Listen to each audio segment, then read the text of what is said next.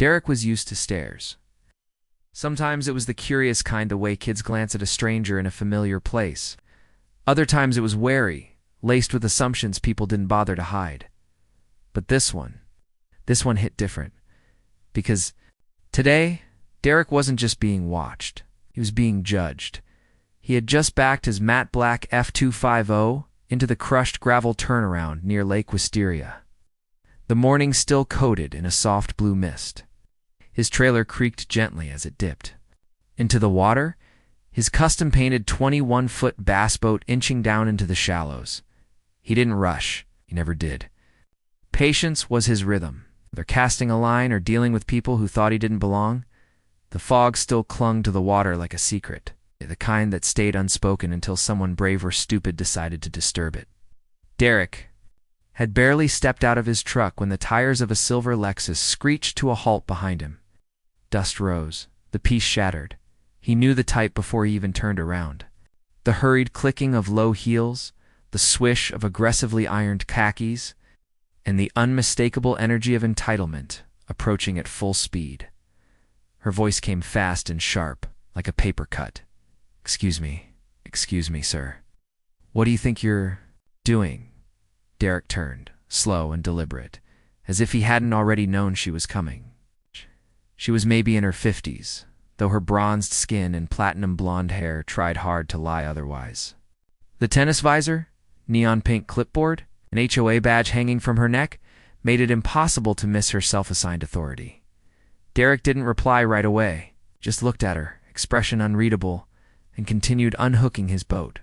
The tension stretched between them like a taut fishing line. She didn't like being ignored. "I'm talking to you. This lake is private property. Can't just roll up here with that thing like it's public access." He raised an eyebrow without looking up. "That thing's a Skeeter ZXR21. You're welcome to say it like you mean it. Don't get smart with me. I'm on the HOA board. We have rules. This lake is for residents only, and clearly you're not one." Derek finally stood fully upright, dusting his hands on his jeans. "You live around here?" "Of course I do. Wisteria. Lakeside Villas. Just 2 blocks down the hill," she said, gesturing vaguely behind her. "Our neighborhood owns the shoreline rights. It means no outside watercraft. You're trespassing." Pause.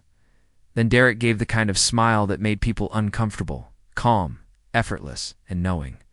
"You sure about that? Don't play games. You're going to need to move your vehicle and boat immediately before I call the sheriff." Derek tilted his head. "You know the sheriff?" "I know everyone who needs to be known, and they'll back me up, I suggest. You don't test that." He nodded thoughtfully and leaned over to finish unlatching the final strap. The winch whined softly as the boat slid into the lake, smooth as silk. "I think you should go ahead and call," he said simply. "Might save us all some time." The woman blinked. She was clearly used to people backing down, especially when her tone turned icy, especially men like him who didn't look like they belonged near gated communities with lakes named. "After rare flowers? You think I'm bluffing?" she asked, almost offended. "I'm hoping you're not." Her face flushed red. She turned, pulled out her phone, and started tapping rapidly. Derek didn't pay her any more attention. He stepped aboard his boat, turned the key, and let the motor hum to life. The engine purred like a well-fed cat. He eased away from the dock, slow and steady, cutting through the fog like a knife through cotton by the time he anchored himself. Midlake. The woman Karen. That's what he decided to call her. Even if her name was something else, had gathered reinforcements. A small crowd of early morning walkers, mostly retirees, stood with arms crossed and matching expressions. A few of them whispered, some pointed. Someone was already on a phone. Another one held a folded-up flyer, likely the HOA's monthly newsletter. Derek cast his first line and let it arc into the mist, watching it disappear into the water's reflective skin. The air was perfect, crisp, untouched. He knew exactly what he was doing. It had started 3 years ago, when his best friend Miles called him up and said, "Hey man, you ever thought about buying a lake?" Derek had laughed at first. Then he listened. Miles had inherited the land from an uncle, who bought the lake and surrounding property back in the 80s, before any of the surrounding communities even existed. For years, the lake was unused, except for the occasional family barbecue or a quiet afternoon of fishing. No one really cared about it until suburban sprawl crept up. Neighborhoods with manicured hedges started advertising private lakeside views. The HOA from Wisteria Lakeside Villas made a deal. They didn't buy the land, they leased access to it, under the assumption that no one would ever challenge them. Miles didn't care. The checks cleared and it wasn't hurting anybody. After his uncle passed, the taxes increased, and the HOA got difficult. Real difficult. Want it? Miles had said. I'll sell it to you cheap. But promise me one thing. What's that? Derek had asked. If someone gives you crap for fishing on your own lake, one day don't tell him at first. Just let him talk. So here he was, letting Karen talk. Back at the dock, things were escalating. Karen was pacing. The crowd was growing. A man in a golf cart rolled up, probably someone higher up on the HOA food chain. Karen gestured wildly. The man squinted out at Derek like he was a pest to be swatted away. But Derek wasn't moving. The water was glassy, peaceful. He cast his line again and smiled to himself when he felt the first nibble. Soon, a squad car pulled up. The sheriff stepped out, tall and lean, with mirrored aviators and the relaxed swagger of a man who'd seen this scene play out 100 times. Karen approached, him like she'd just found her hero. She began talking fast, arms flailing, pointing at Derek as if he was some criminal mastermind, instead of a guy in a hoodie fishing off his own boat. The sheriff listened, nodded.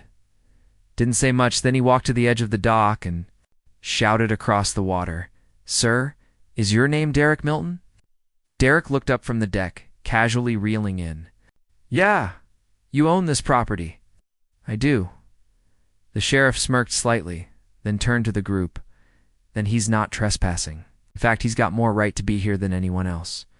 The silence that followed was deafening.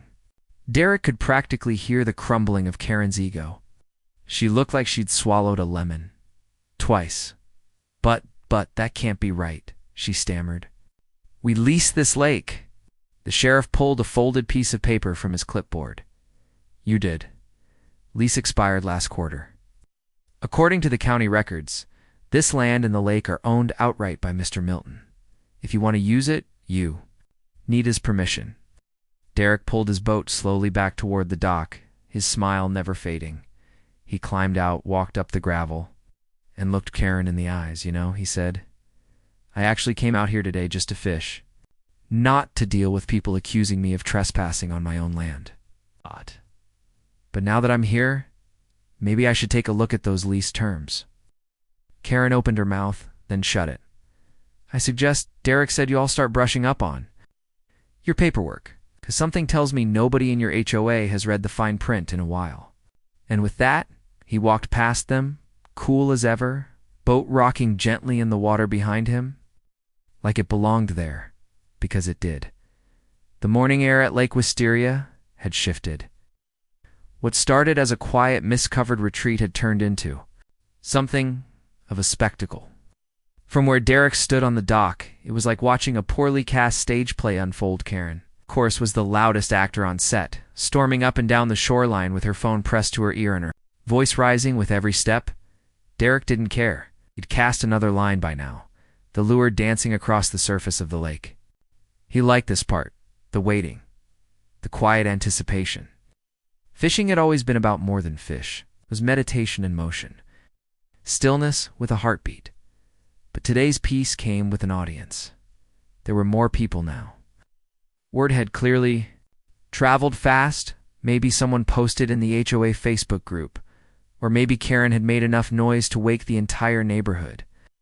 It wasn't long before a line of luxury golf carts parked near the dock, filled with retirees in pastel polos, and visors squinting at Derek like he was some trespasser from another planet. He didn't flinch. He didn't explain. He just fished. The HOA president, a tall man in his early 60s, with an overly white smile and hair too perfect to be real, finally arrived. He wore boat shoes, despite not owning a boat, and a windbreaker, emblazoned with the words Wisteria Lakeside HOA President stitched across the chest like it was a military rank. "Sir." The man barked, walking to the edge of the dock with authority he clearly thought would be respected. "We need you to bring that boat in and remove it immediately. You are in violation of several HOA regulations regarding watercraft access, parking limitations, and non-resident use of the lake." Derek didn't look at him. He was reeling in again, smooth and easy. "I'm not violating anything," he said calmly. Karen stepped beside the president, eyes wide with fury. "You're not even a resident. You're taking up dock space. That's meant for paying community members." The man beside her nodded, arms crossed. "This lake is private property. Regulated. You can't just waltz in here and treat it like your personal fishing hole." Derek looked up, smiled. "Done." The president frowned. "Excuse me?" But Karen had stood there, screaming at him on his own dock. The president tried to puff his chest with the same rules and regulations that stopped applying the day the lease expired.